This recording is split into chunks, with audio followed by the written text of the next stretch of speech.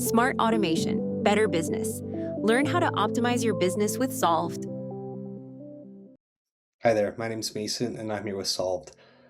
The question that I want to answer today is why your Salesforce dashboards are failing and how we're going to fix them.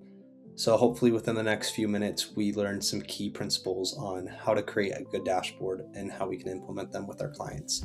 So first off, data is completely useless if nobody understands it.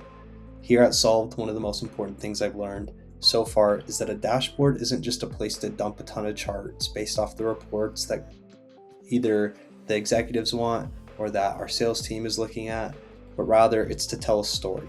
Most companies build dashboards that look like a puzzle. They're all over the place, they're unorganized, they're not clear. Today we're going to show the difference between what a data dump looks like versus what a decision tool can look like using a mock example that I built.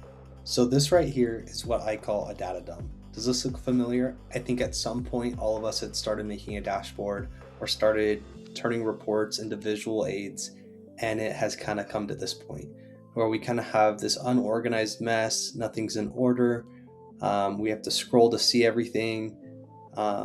We can see the scatter plot at the top, makes absolutely no sense to us. There's just dots everywhere, we can't really tell what's going on here, and a lot of them overlap. It's hard to see all the different account names and how much revenue they've brought in.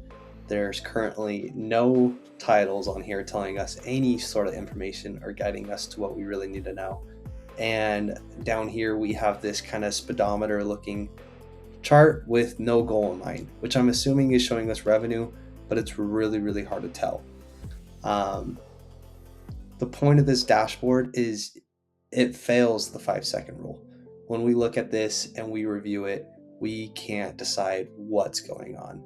And what we're going to be going over in this little video is how we can fix that to clearly show who needs to see this dashboard, what story we're telling, and how to do that within 5 seconds. Okay, now we're going to jump over to our clean dashboard.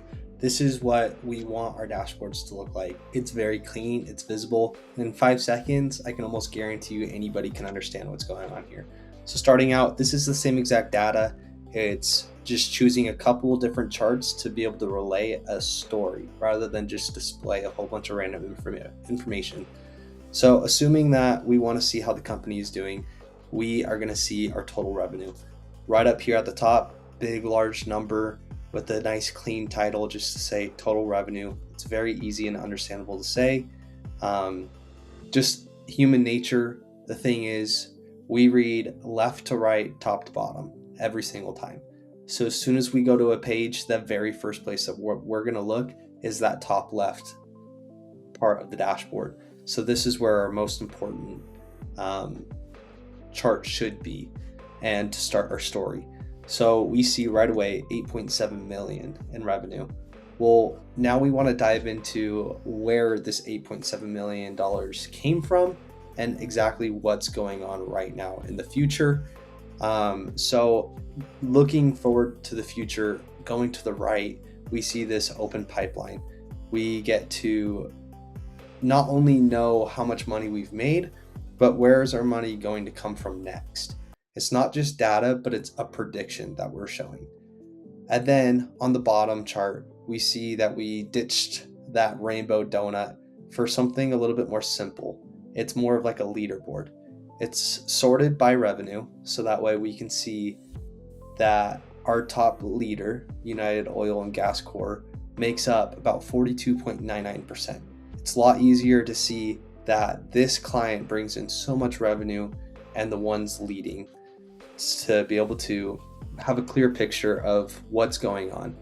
So it's a pretty vast difference from going from a very messy dashboard with maybe the incorrect charts being used and no titles, no sort, to something that's very clean. It's precise. It's telling a story of this is what we've done, this is where we're going, and this is how we got here. A couple more things just to wrap things up is to remember that we're not just building reports, but we also need to respect the user's attention span. We don't want to just overload them with a ton of information. We really want to choose what's most important and be able to display that in the most concise way that involves all the data. and to just stick to the principles. Put the big numbers in the top left, keep your colors simple, and make sure every chart answers a very specific question that they're looking for. If your company is struggling with Salesforce, or your dashboards are looking messy, or you have questions about how to do certain things on a dashboard, whether it's creating custom reports to filter it out to get the correct data, or you have questions about how to do things about a dashboard, please reach out to us and comment down below, and we can help you out. Thank you. Thank you so much for watching. We can't wait to help you automate your business. Please like, comment, or subscribe for more.